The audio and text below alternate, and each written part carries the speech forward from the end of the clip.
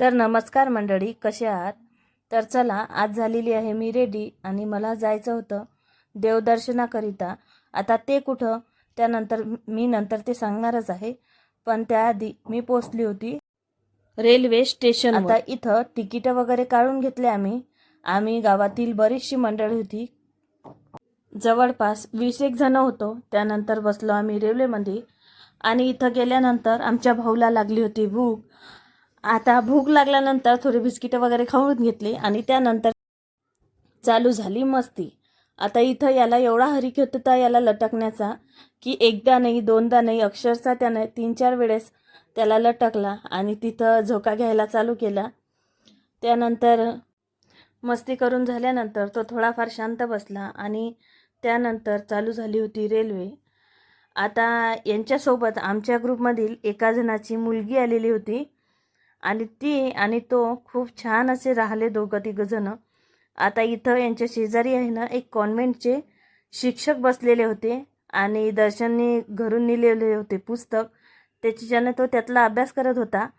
आता हे झाल्यानंतरही परत आता या दोघांना पण भूक लागली म्हणून दोघांनी कुरकुऱ्यांचे मी पाकिटे घरूनच घेतले होते, कारण रेल्वेत भेटते नाही भेटत काय माहिती, म्हणून मी घरून घेतले होते. त्यानंतर मी आणि दर्शननं घरून आणलेली भेळ खाल्ली आणि त्यानंतर उतरलो होतो आम्ही एका रेल्वे स्टेशनवर. आता इथं खूप वेळपर्यंत रेल्वे थांबलेली होती आणि इथं खूप सारे लोक बाहेर आलेले होते, म्हणून पाय मोकळे करा म्हणून मी पण बाहेर आली. आणि त्यानंतर माहिती आहे का, मला रेल्वेचा प्रवास इतका आवडतो कारण तिथं मेन म्हणजे हे जे डोंगर झाडं झुडपं इतके छान छान व्ह्यू पाहायला भेटतात. तसेच मी 2-3 व्हिडिओमध्ये आता इथचे जे व्ह्यू आहे ते शेअर करणारच आहे, त्याकरिता तुम्ही पूर्ण व्हिडिओ पहा आणि व्हिडिओ स्किप करू नका. चला तर आता तुम्हाला मी पुढील काही व्ह्यू दाखवते.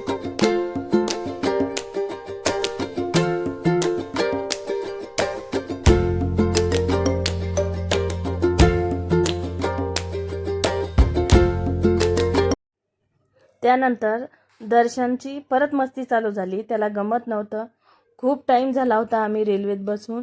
त्यानंतर ही मंडळी आहे ना, ही सर्व आमच्या ग्रुपमधील मेंबर आहेत जे आजूबाजूनं बसलेले आहेत ते.